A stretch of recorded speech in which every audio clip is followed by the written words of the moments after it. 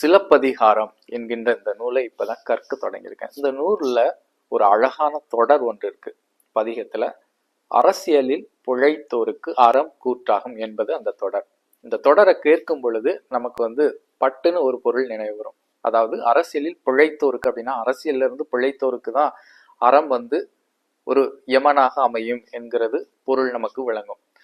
பிழை என்பதற்கு தவறு என்ற பொருள் உண்டு. ஆனா தமிழ்நாட்டுல இது பயன்பாட்டுல இல்லை. நாம என்ன சொல்றோம்னா தவறு செய்திருக்கிறான், தப்பு செய்திருக்கிறான் அப்படின்னு சொல்லுவோம். ஆனா இலங்கை தமிழர்கள் நாங்கள் பிழை விட்டு இருக்கிறோம், பிழை செய்திருக்கிறோம் அப்படின்னு தான் சொல்லுவாங்க. பிழை அப்படின்னா தவறு என்று பெயர். அரசியல்ல தவறு செய்தவர்களுக்கு அறம் யமனாக அமையும், மரணமாக அமையும் என்பதுதான் இதன் பொருள்.